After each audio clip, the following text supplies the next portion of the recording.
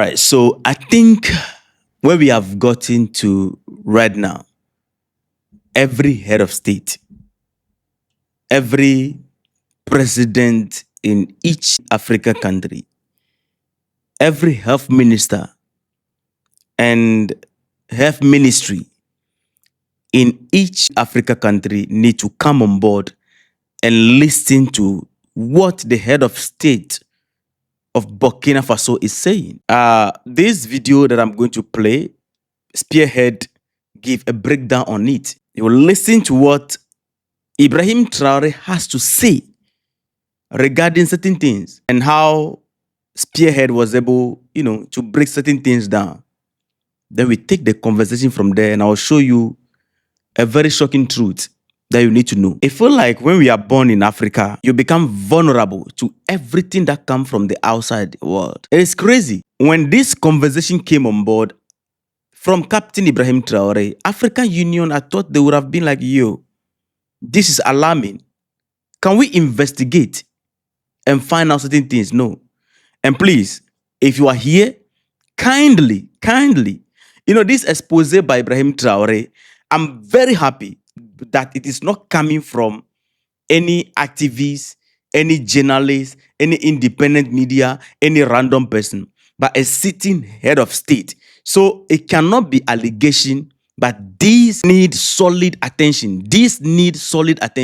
So I urge you, all of us, please share to somebody. Hit the like button. Let's at least give this video the highest like so that it can reach, everybody as much as possible. It can reach a lot of people as much as possible because our lives are not safe anymore. Our leaders are no longer taking us into consideration before signing certain things and accepting certain things. During the speech of Ibrahim Traore, which became a global conversation, he dropped a particular revelation about how they were approached to do certain things. So listen, let's go. I'm sure you must have seen this video from Burkina Faso leader Ibrahim Traore. For those who missed it, let's watch it again before we discuss it. Rest assured, subtitles are included. Un jour, des gens de service secrets d'un pays occidental sont passés nous voir.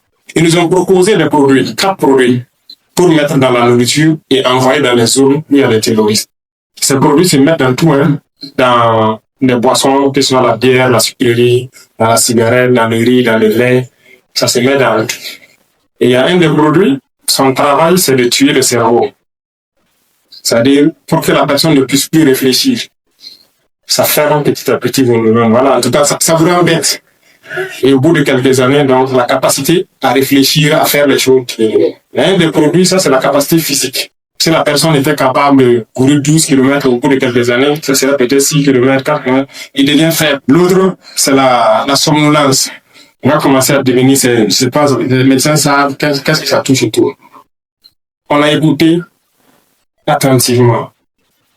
Et on a demandé le nom des produits. Ils ne nous ont pas donné. Et ils sont partis. Mais avant de partir, on les a demandé, est-ce que vous avez déjà expérimenté quelque part? Est-ce que ça marche vraiment? Sinon, pourquoi on doit payer et puis faire ça? Parce qu'ils sont venus nous proposer, c'est pour que les zones où il y a des terroristes, que ces individus-là s'affaiblissent et dans peu de temps, dans quelques années, on peut les écraser facilement, en fait. Ils nous ont dit que oui, ils ont déjà utilisé ça quelque part. En Afrique, quelque part en Asie également. Ils ont déjà utilisé ça.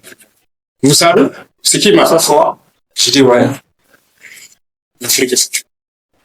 That was the leader of Burkina Faso recounting his experience with Western intelligence operatives who offered him bioweapons for the country's fight against insurgency. Upon closer examination of this seemingly generous proposal, he uncovered an alarming reality. The product had already undergone testing, and that testing had taken place right here in Africa. The product, he revealed, has adverse effects on the mental and physical capabilities of those exposed to it. It sounds like a useful weapon until you realize it can just as easily be turned on the wrong target. Now, the fear is no longer hypothetical. It has happened before. Not once, but multiple times. In 1996, American pharmaceutical and biotech company Pfizer conducted an illegal drug trial in the northern Nigerian city of Kano. More than 100 Nigerian children were used as a test subject for an antibiotic called trovafloxacin during a meningitis epidemic that same year. The parents of these children were never informed. The results of the tests were never made public until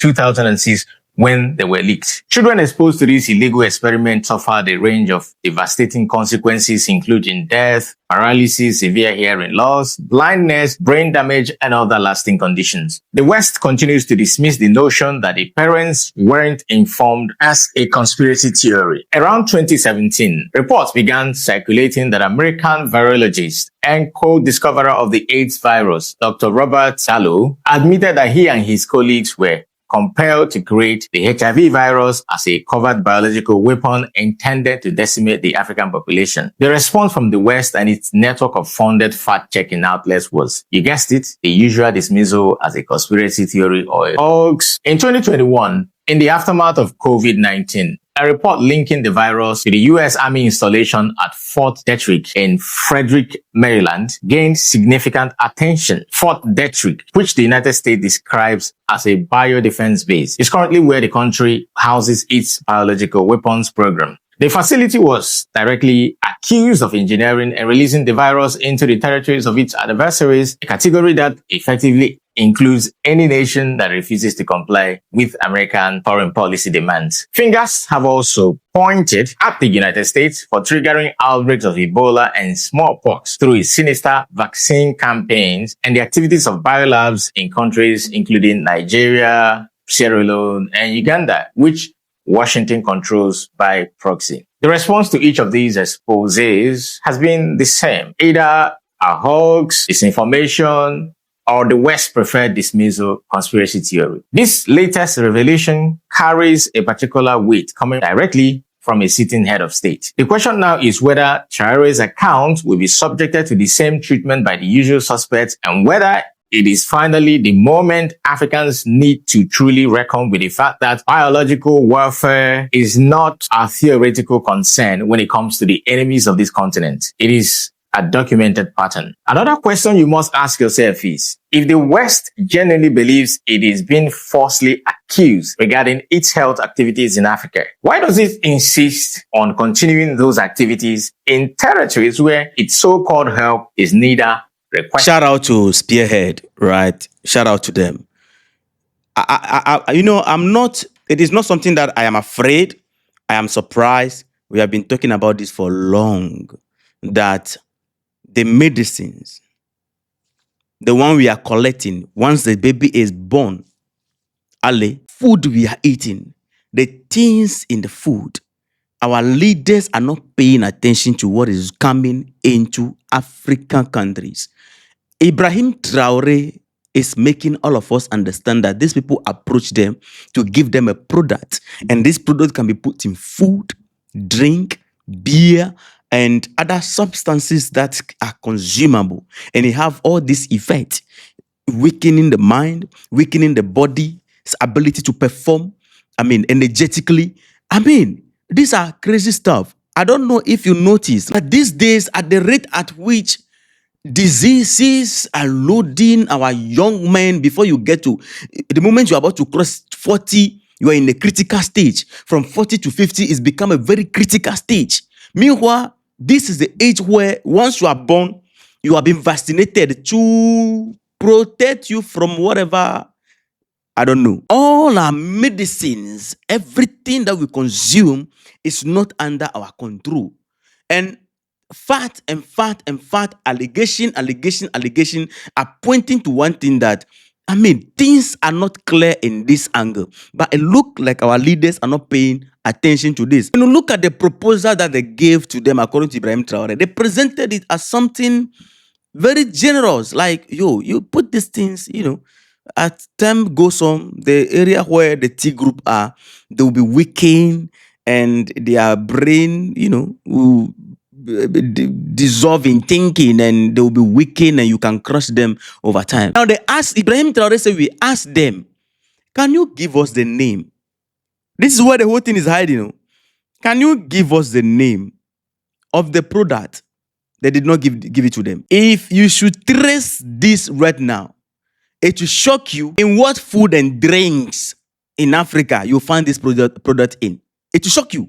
If we should get the name of this product and you go into proper searching and doing your research very well, you will be surprised that you are consuming, I am consuming, we are all consuming. Because these days, I'm a young man, okay? I'm a young man of this generation, and I'm concerned about the fact that those days, elderly people are the one having certain sicknesses, and then we take them to hospital, and then the young ones will be with them and taking care of them. But these days, when you notice very critically, it is the young one that are actually going to hospital for this type of sicknesses. And these days too, you don't understand what is going on. The sicknesses are no longer having cure; they are having control pills. They'll put you on those pills until you buy. That is what is on the ground. If you go to the village, where our mothers and fathers, farming communities where they grow food from their ground and then eat from these stream waters and eating natural food, you see that these old women and men in their 80s to 90s, when you as a young man in your 30 to 40, you go to the village, when you are going to the village self, you carry your bottled water. I'm trying to open your eye to something. You carry your bottled water and you feel like, because you don't want to drink of these stream waters, they are contaminated and blah, blah, blah, blah. You have your bottled water beautifully packaged, and then you go to the village. When that woman or that man or your grandmother or grandfather is going to the farm and both of you are walking to the farm, you will get tired on the road before them because they are very strong.